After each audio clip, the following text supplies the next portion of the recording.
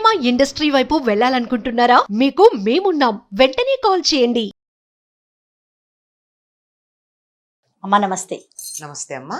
అమ్మ, నెగిటివ్ ఆలోచనల్ని ఎలా దూరం చేసుకోవాలి?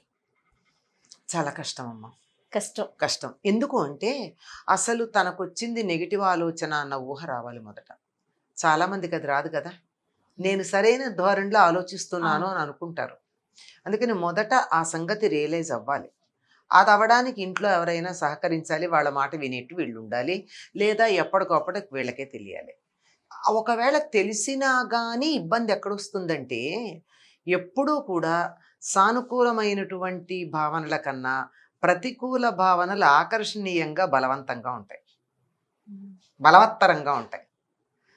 ఆకర్షణీయంగా ఉండేటప్పటికీ అటువైపుకి దృష్టి వెళ్ళిపోతుంది. చూడండి, మనకి సినిమాల్లో వాటిల్లో కూడా ఈ కాలం వాళ్ళు ఇలా నెగిటివ్ రోల్స్ని అట్రాక్ట్ చేసినట్టుగా సాత్వికంగా ఉండే క్యారెక్టర్స్ పట్ల ఆకర్షణ కలుగుతోందా? లేదు. పైగా నటులు కూడా నేను నిరూపించుకోవాలి అంటే నేను నెగిటివ్ రోల్ వేయాలి అని అనుకుంటున్నారు. అది చూసి వాళ్ళు నెగిటివ్ రోల్ నిరూపించుకోవడానికి కష్టపడి వేసేటప్పటికీ అది చాలా సమర్థవంతంగా ఉండి ఆకర్షణీయంగా కనపడుతోంది.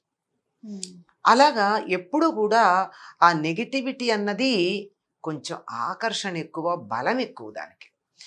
అది మన మీద ప్రభావం చూపించకుండా ఉండాలి అంటే మనం చాలా ప్రయత్నం చేయాలి. మొట్టమొదట నెగిటివ్ ఆలోచనలు అనేవి ఏమిటో తెలుసుకోవాల్సిన అవసరం ఉంది. నాకు ఎవరి మీద నా కోపం వచ్చింది అనుకోండి, కోపం రావడం సహజమే కదా, వాళ్ళు తప్పు చేశారు కదా, తప్పు చేసినందువల్ల వచ్చింది కదా అని నన్ను నేను సమర్థించుకునే ప్రయత్నం చేస్తాను తప్ప, వాళ్ళు తప్పు చేశారు బాగానే ఉంది, అందులో అనుమానం ఏం లేదు, నిరూపించబడింది కూడా వాళ్ళు తప్పు చేశారని, నువ్వెందుకు చేస్తున్నావు? ఆ ప్రశ్న రావాలి కదా. ఆ ప్రశ్న రావాలి. ఇది తనలో తాను ప్రత్యేకంగా ప్రయత్నం చేయాల్సింది. ఇంకొక ప్రధానమైనటువంటి అంశం ఏమిటంటే, ఏదైనా వద్దు అంటే అదే వస్తుంది. అవునమ్మా. దీన్ని గుర్తు చేసుకోకూడదు అనుకుంటే అదే గుర్తొస్తుంది. ఇది గుర్తుండాలి అనుకున్నది మర్చిపోతూ ఉంటాం, దీన్ని గుర్తు చేసుకోకూడదు అన్నదే గుర్తొస్తూ ఉంటుంది. అది చెప్పా కదా, ఈ ప్రతికూల భావనలకి ప్రభావం ఎక్కువ ఉంటుంది అని. అందువల్ల ఎవరికి వాళ్ళు చేసుకోలేకపోయినా మనం ఇంకొకళ్ళకి చెయ్యొచ్చు, ఇంకోళ్ళు మనకి చెయ్యొచ్చు. ఏమిటి అంటే ఈ ప్రతికూల భావనలని గుర్తు చెయ్యకుండా ఉండడం. ఉదాహరణకి పిల్లలకి నువ్వు ఇది చెయ్యొద్దు, ఇది చెయ్యొద్దు, ఇది చెయ్యొద్దు అంటే అదే చేస్తారు, ఖచ్చితంగా అదే చేసి చూపించేస్తారు. ఎందుకంటే వాళ్ళ మనస్సులో అది ఉండిపోతుంది. అట్లా కాకుండా అసలు ఆ పేరు ఎత్తకండి, ఆ పేరు ఎత్తకండి. నువ్వు ఈ పని చేయొద్దు, ఏదో ఫలానా చాక్లెట్ తినద్దు అని చెప్పారు అనుకోండి, చాక్లెట్ తినద్దు, చాక్లెట్ తినద్దు అంటే వాడు మనసు ఎప్పుడు చాక్లెట్ మీద కడుతుంది. అసలు ఆ పదం వాడద్దు, తినద్దు అని చెప్పద్దు. నువ్వు ఈ లడ్డు తిను, లేదా ఈ బిస్కెట్ తిను, లేదా ఈ పండు తిను అని చెప్పి మళ్ళించాలి. అంటే పిల్లల విషయంలో పెద్దవాళ్ళం గనక చేయగలుగుతాం, ఎవరికి వాళ్ళకు వస్తే అది మన దాకా వస్తే చాలా కష్టమైంది. ఒకే ఒక పని మనం చేయగలిగింది ఏమిటంటే, చీకటిని తిడుతూ కూర్చోటం కన్నా చిరుదీపం వెలిగించటం మిన్నా అని రవీంద్రనాథ్ ఠాగూర్ చెప్పింది సరైనటువంటి పని. ఎందుకు అంటే చీకటిని ఎంత తరిమేసినా పోదు. ప్రయత్నం చేయండి, పోదు. ఏం చేస్తే పోతుంది? వెలుగుని మనం దీపం వెలిగిస్తే చాలు, చీకటిని పంపించే ప్రయత్నం చేయక్కర్లా, అదే ఆటోమేటిక్ గా వెళ్ళిపోతుంది. కనుక ప్రతికూల భావనలు మనలోకి రాకుండా ఉండాలి అంటే అవి ఏది ప్రతికూలమో కూడా మనకి తెలియదు. నాకు ఇందాక చెప్పా కదా, కోపం వస్తే కోపం సమర్థించుకునే ప్రయత్నమే చేస్తాం. అసలు దానికే అవకాశం లేకుండా ఉండాలంటే ఆలోచించే అవకాశం మనసుకి ఇవ్వకండి. ఎట్లా? ఏవి ఉపయోగపడతాయో అటువంటి భావాలతో మనస్సు నింపండి. ఇదెట్లా? అన్ని మనకి ఎట్లానే వస్తుంది. సిద్ధాంతం కాదమ్మా, సిద్ధాంతం చాలా తేలిక చెప్పడం, ఆచరణకు వచ్చేప్పటికి ఇదెట్లా? మంచి పుస్తకాలు చదవండి, మంచి సంగీతం వినండి, కాసేపు ధ్యానం చెయ్యండి, మంచి ఆహారం తినండి. ఇక్కడ సమస్య వస్తుంది. మంచి ఆహారం అంటే ఏంటి? స్పైసీ ఫుడ్ తింటారు, కోపం చట్టని పెరగదా? మానోమీటర్లో రీడింగ్ పైకి వెళ్ళిపోదు? వెళ్ళిపోతున్నా వెళ్ళిపోదా బీపీ? అవును కదా. మరి అంచేత అంత అని నాలిక చిల్లిపడేటట్టు మనసంతా అలా జివ్వుమనేటట్టు అంతదెందుకు తినాలి? కారం తినడం మానమనలా, అలా మండిపోయి అంత తినక్కర్లా కదా. కొద్ది కొద్దిగా మంచి ఆహారం తినండి. పాచిపోయింది, వాసన వచ్చింది, పనికిరాంది, కుళ్ళిపోయింది, ఎండిపోయింది, జీవం చచ్చిపోయింది, ఇటువంటి ఆహారాలు తినకండి. ఈ తిన్న ఆహారంలో 6వ వంతు మనస్సుగా మారుతుంది.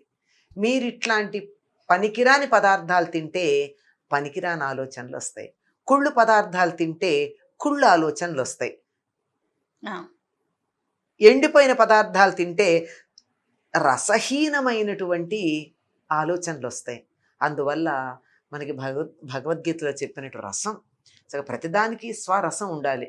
ఓ పండు ఉంది, ఆ పండు రసం ఉండాలి. ఎండిపోయాక మీరు ఫ్రిడ్జ్లో పెట్టండి, ఏమవుతుంది?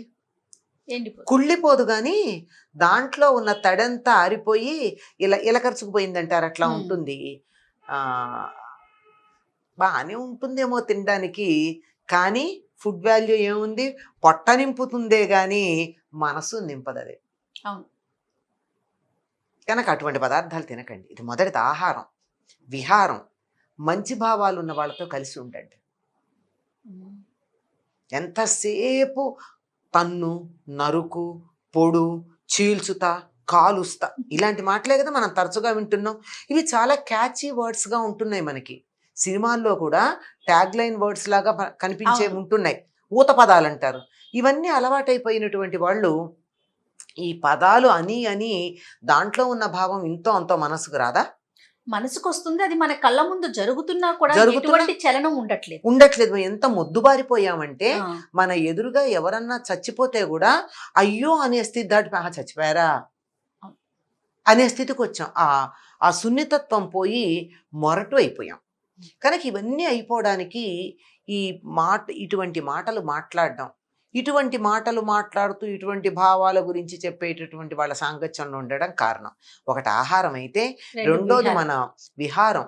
మనం ఎవరితో ఉంటున్నామో వాళ్ళు ఎటువంటి వాళ్ళో వాళ్ళని బట్టి. మనకు ఆంగ్లంలో సామెత ఉంది కదా, నీ ఫ్రెండ్స్ ఎవరో చెప్పు, నీ సంగతి నేను చెప్తానని. ఎవరి దగ్గర మనం హాయిగా ఉంటున్నామో తెలిస్తే మన భావాలు దానికి అనుగుణంగా ఉంటాయన్న సంగతి అయితే స్పష్టమైపోతుంది కదా. కనుక మంచి ఆలోచనలు చెప్పేటటువంటి వాళ్ళు, 10 మందికి మేలు చేసే ఆలోచనలు కలిగినటువంటి వాళ్ళు వాళ్ళ సాంగత్యంలో ఉంటూ ఉంటే మనం వీటిని తరమక్కర్లా. ఈ చెడు ఆలోచన పో, చెడు ఆలోచన పో, చెడు ఆలోచన పో అనక్కర్లా. అసలు చెడు ఆలోచన వచ్చి కూర్చోవడానికి చోటివ్వద్దు. మంచి ఆలోచనలతో నింపండి. Idle man's brain is devil's workshop. అంతే. Don't keep your brain idle. దాన్ని ఎంగేజ్ చేయి మంచి మాటలతో, మంచి భావాలతో, మంచి స్నేహాలతో, మంచి పరిసరాలతో. చక్కని మనకి ఏదో ఒక సినిమాలో అనుకుంటా చెప్తాడు, వీడికి తీసుకెళ్ళి కాసిన పూలు అవి చూపించండి రా అంటాడు, అందులో గుర్తులేదు కానీ. అంటే ఆ సున్నితత్వం రావడానికి పరిసరాలు ఎంత ప్రభావం చూపిస్తాయో చూడండి. ఆ పూలను చూడగానే మన మొహం వికసిస్తుందా, వికసించదా? మొహం వికసించిందంటే మనసు వికసించినట్టే కదా, లోపల ఉన్నటువంటి ప్రతికూల భావనలు పోయినట్టే కదా. పసిపిల్లల ముఖాలు, మంచి ప్రకృతి, ఇవి గనక తరచుగా చూస్తూ ఉంటే మనసులో కొంతవరకు ప్రతికూల భావనలు పోతాయి.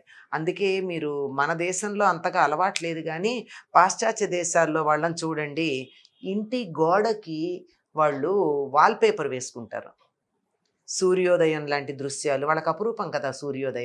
సూర్యోదయం, పచ్చని చెట్లు, పువ్వులు వేసుకుంటారు. ఖాళీగా ఉన్నప్పుడు ఆ గోడను చూసినా చాలు ఆనందం కలుగుతుంది. చేత ఇవన్నీ ఇలా ఎన్నో అంశాలు ఉన్నాయి. ప్రతికూల భావనలు పోతే బాగుండు అన్న సంకల్పం ఒకటి కలిగాక, ఇది నాకు ప్రతికూల భావన పోవాలి అని ప్రయత్నం చెయ్యొద్దు. చేసిన కొద్దీ నిలబడిపోతుంది, అది గట్టిగా పాతుకుపోతుంది. ఇప్పుడు మొండి చెట్లు ఉంటాయి, వాటిని గిల్లిన కొద్దీ వేళ్ళు లోపలికి వెళ్ళి చిగుళ్ళు వస్తూ ఉంటాయి. అంచేత ప్రతికూల భావనలు అలాంటి మొండి చెట్లు అలాంటివి, ఆ. గోడలో ముల్చిన మొక్కలు లాంటివి. అందువల్ల వాటిని మనం అస్సలు గిల్లద్దు. అప్పుడు అది ఇన్ని కొమ్మలేదుగా. ఉమ్. చేత అయితే మొదలు తీయండి. ఆ మొదలు తీయడానికి ఏం చేయాలంటే కిందకి నీళ్ళు అందకుండా చేయడమే. కిందకి నీళ్ళు అందకుండా చేయడం అంటే ప్రతికూల భావనలు వచ్చే అవకాశం లేనట్టుగా పూర్తిగా దాన్ని మంచి సానుకూల భావనలతో, మంచి భావనలతో నింపేసేయండి. ఇంతకు మించి మరో మార్గం లేదమ్మా. దేన్ని వద్దనుకుంటే అదే వస్తుంది. వద్దు అని దేన్ని అనద్దు. ఉమ్. అలాంటి పరిస్థితులకి మనం దూరంగా ఉండటం. మనం అంతేనమ్మా? మనం దూరంగా వెడితే కూడా అవి వెంట పడతాయి కదా. ఉమ్. అంచేత అవి వస్తే కూర్చోడానికి చోటు వద్దు ఇంట్లో. ఇప్పుడు ఆ. 4 కుర్చీలు ఉన్నాయి, 5వ మనిషి వస్తే మనం లేవం. నుంచోవలసిందే. నుంచుని కొంతసేపు నుంచున్నా కాళ్ళు నొప్పి పెట్టి వెళ్ళిపోతారు. వెళ్ళిపోతారు. ఇంకొక మంచి టెక్నిక్ ఉంది, అసలు ఆ. బ్రహ్మాండమైన టెక్నిక్. ఖాళీగా కూర్చుని ప్రతికూల భావనలు ఏవైతే ఉన్నాయి అంటే మనకి సంకల్పం ఉండాలి రాకూడదు అని. ఆ, ఆ. నాకు వచ్చినవే మంచివి అనుకుంటే మనం చెప్పలేం కానీ చెప్పాక ఇందాక అన్నట్టు కూర్చుని రండి, ఎన్నొస్తారు రండి, ఆలోచనలు రండి రండి. ఉమ్. నాకు ఎంత క్రూరపట ఆలోచనలు వస్తున్నాయి, ఎంత క్రూరంగా చేయాలనిపిస్తోంది, రా ఎన్ని ఆలోచనలు వస్తాయో అని ఛాలెంజ్ చేసి పిలవండి. కొన్నాళ్ళు వస్తాయి, ఆ తర్వాత రావు. ఇది మనస్తత్వ శాస్త్రవేత్తలు కొంతమంది ప్రయోగం చేసి చెప్పారు. ఇంకా కొంతమంది ఆధ్యాత్మిక గురువులు. ఒక గురువు గారు చెప్పిన మాట, నేను ఎందుకు పేరు చెప్పట్లేదంటే నేను ఆయన అనుసరించను కనుక, ఆయన చెప్పింది విన్నాను. కానీ ఆయన చెప్పింది ఏంటంటే ప్రతిరోజు సాయంకాలం ఒక కాగితం తీసుకుని మీకు ఎటువంటి ఆలోచనలు వస్తున్నాయో వాటన్నిటినీ రాసి ఉమ్. ఆ కాగితాన్ని కాల్చిపారేయండి. కొన్నాళ్ళు చేయండి ఈ పని, రావు అని చెప్పారు. నేను ఈ ఆధ్యాత్మిక గురువు గారి మాట వినకముందు మానసిక ఒత్తిడికి లోనయ్యి పిచ్చి పిచ్చి ఆలోచనలు వచ్చి ఇంటిల్లిపాదిని నానా హింస పెడుతూ ఉన్న ఒక వ్యక్తికి తెలుసు తనకు వస్తున్నవి చెడ్డవని, కానీ అదుపులో పెట్టుకోలేకపోతుంటే నేను ఒక చిన్న సలహా చెప్పాను. రోజు నీకు ఎప్పుడు ఒక కాగితం కళ్ళం దగ్గర పెట్టుకుని నీకు వచ్చిన ఆలోచనలన్నీ దాని మీద రాయి, రాత్రికి నాకు వినిపించు. రోజు ఒక అరగంట టైం స్లాట్ పెట్టుకున్న వినడానికి. రోజు వినేదాన్ని. 4 రోజుల తర్వాత రాలా. ఏమ్మా ఫోన్ చేయలేదని అడిగాను. ఇవాళ నాకు అట్లాంటి ఆలోచనలు ఏం రాలేదండి అంది. ఆ కాగితం కలం అలాగే అందుబాటులో పెట్టుకో, అంతే అంతే. అందులో కూడా నీకు నాకు వినిపించవచ్చు అనిపించని వినిపించు, కొన్ని నాకు కూడా వినిపించాలని అనిపించదు కదా. అప్పుడు వస్తుంది కానీ తర్వాత చెప్పడానికి సిగ్గేస్తుంది కదా. వినిపించక్కర్లా, నువ్వు రాసావు కదా, చింపిపారి. ఒక నెల రోజుల్లో ఎంతో దరిదాపుల్లో చేసిన తర్వాత ఇవాళ ఏం రాలేదండి, నేను ఫోన్ చేయడం మొదలు పెట్టామంది అట్నుంచి నరుక్కురమ్మని. ఏమ్మా ఫోన్ చేయలేదు అని. ఈయన రాలేదండి. అలా కొన్ని రోజుల పాటు నేను రెగ్యులర్గా చేశాను. పోయినాయమ్మా. ఇది అంటే నాకు ఎందుకంటే రైటింగ్ కెపాసిటీ ఉంది ఆ వ్యక్తికి, కొంచెం రచనలు చేసే గుణం ఉంది. అందుకని పత్రిక రాయడం గురించి కాదు, ఇలా రాయి. ఈ తర్వాత ఈ నెగటివ్ ఆలోచనలన్నీ ఏవైతే ఉన్నాయో వాటిని ఇక్కడ రాసుకుంటావు కదా, ఆ తర్వాత పత్రికకి రాయడానికి ఒక ఆర్టికల్ రాయి. ఇవి తగ్గాయి, అవి పెరిగాయి అంటే అది వ్యక్తిని బట్టి ఉంటుంది కనుక అందరికీ ఒకేలా కాదు. వాళ్ళ ఇంట్రెస్ట్, వాళ్ళ పరిస్థితులు, ఇవి అన్నింటికన్నా ప్రధానంగా ఉండాల్సింది నాకు వస్తున్న ఆలోచనలు నెగిటివ్, అవి రాకూడదన్న ఆలోచన. తెలియకపోయినా నాలో నెగిటివ్ ఆలోచనలు రాకూడదు అన్న ఆలోచన ఉన్నా చాలు, నేను దాన్ని సపోర్ట్ చేస్తున్నా. నాకు ప్రతికూల భావనలు నా మనసులోకి రాకుండా ఉంటే మంచిది అన్న ఆలోచన ఉన్నా, ఆ ఒక్క ఆలోచన మంచి భావాలతో నింపితే సరి. మనం అన్ని నిర్ణయం చేసి చెప్పలేం కదా, ఏది మంచి ఏది చెడు అని చెప్పలేం కదా. అందుకని ఒకటి పెట్టేస్తే సరిపోదు. తప్పకుండా అమ్మా. ఒక గురువు చెప్పిన మాట చెప్పాను. ఒకటి నేను వ్యక్తిగతంగా నేనేం పెద్ద సైకాలజిస్ట్ని కాదు, ఏమీ కాదు, నాకు ఎందుకో రచన చేయగల వ్యక్తి కదా అని అనిపించి పనిచేస్తుందేమో చూద్దామని చేశాను. చాలా బాగా వర్కౌట్, మంచి ఫలితాలు వచ్చాయి. తప్పకుండా అమ్మా. నమస్తే. నమస్తే.